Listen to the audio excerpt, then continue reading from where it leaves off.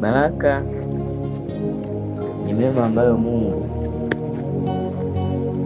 humpa mtu kwa neema yake ili maisha yake yawe na manufaa, amani na kulitimiza kusudi.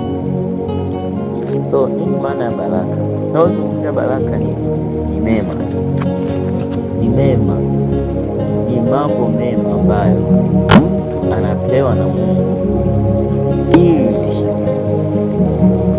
yawe na manufaa kwake na kwa wengine kwa ajili ya utukufu wa Bwana Yesu. So tunajifunza somo linasema hivi, jifunze kuwabariki wengine, jifunze kuwabariki wengine. So sasa kubariki ni kile kitendo cha kutoa hayo mema, kile kitendo cha kutoa baraka kwa watu wengine. So ni kutamka au kutoa au kuleta mema, kibali, mafanikio na ustawi juu ya mtu au kitu au hali fulani. So kubariki ni kule kutamka baraka. So kama jifunze kuwabariki wengine, manake ni nini? Tunajifunza kwa habari ya kutamka mema, ya kutamka baraka kwa ajili ya watu wengine. Sasa somo hili tutajifunza sana, tutaangalia kitabu cha Ibrahim cha Mwanzo, kitabu cha mtumishi wa Mungu huyu Ibrahim, Mwanzo 12 mstari wa kwanza mpaka wa 3. Neno la Mungu linasema hivi, Bwana akamwambia Abraham, toka wewe katika nchi yako na jamaa zako na nyumba ya baba yako, uende mpaka nchi nitakayokuonyesha, nami nitakufanya wewe uwe taifa kubwa na kukubariki na kulikuza jina lako, nawe uwe baraka. Nami nitawabariki wakubarikio wewe. So Mungu anamwambia Ibrahim, toka uende nitakapokuambia.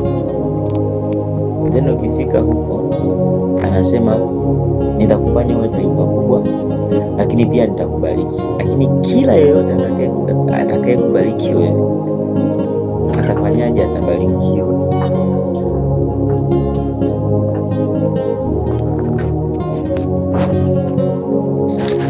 So nini tunajifunza?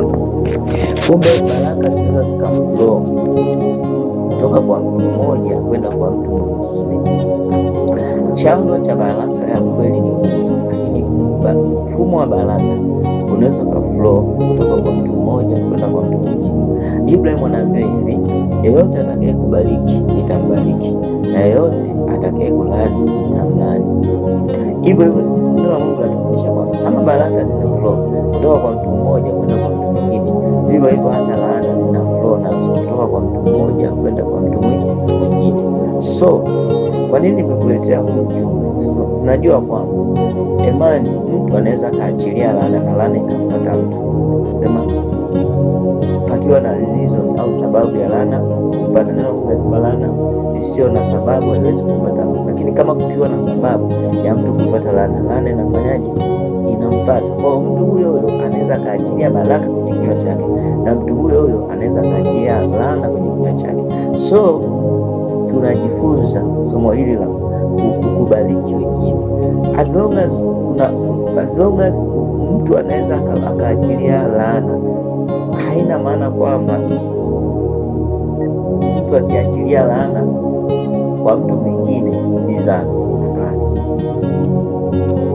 Ila hakuna faida fulani hataipata, kuna mambo fulani kwenye maisha yake hatayapata. Ndio maana tunaenda kujifunza kwa habari ya jinsi ya kuwabariki wengine. Tujifunze kuwabariki wengine. Mtu amekukera, mtu amekuchukiza, amekufanya tukio ambalo kwa kweli huwezi kulisahau kwenye maisha yako, jifunze kutamka baraka. Mtamkie baraka Mungu, huyo mtu ninambariki katika jina la Yesu, akaongezeke, akaendelee na mabaya asimpate. So tutajifunza kwa nini tubariki watu wengine, kwa nini tujifunze kubariki watu wengine. Haleluya. Kwa nini tubariki watu wengine? Kuna faida kwenye kubariki watu wengine, kuna faida. Ibrahim anaambiwa hivi, yeyote atakaye kubariki nitambariki, na yeyote atakaye kulani nitamlani. So yeyote atakaye kubariki, yeyote atakaye kubariki. Kumbe kanuni ni moja, unapozidi kuachilia baraka juu ya jambo fulani. Kwa mfano, mtu amekukera, amekupiga tukio ambalo halisahauliki kwenye maisha yako, amekupiga tukio ambalo linakufanya wewe utamke laana, wewe ukatamka baraka juu yake. Maanake zile baraka ulizozitamka zitampata yeye, na wewe pia zitakupata. Kabla zijampata yeye, zitaanza kwanza kwako, zeni zitampata, kwa sababu kanuni ya baraka ni moja, iwage na flow kutoka kwa Mungu inaenda kwa yule aliyetamka baraka. Ikishafika kwa yule aliyetamka baraka, inaenda kwa yule aliyetamkiwa baraka. So hizo baraka lazima zianze kwako. Nasema yeyote atakaye kubariki nitambariki.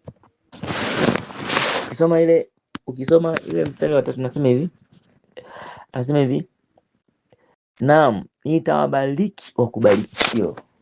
Kwamba anza kwanza kuwabariki wala wakubarikio. So ili Mungu akubariki, ili Mungu aachilie baraka za kutosha kwenye maisha yako, ni lazima ubariki watu wengine. Haleluya.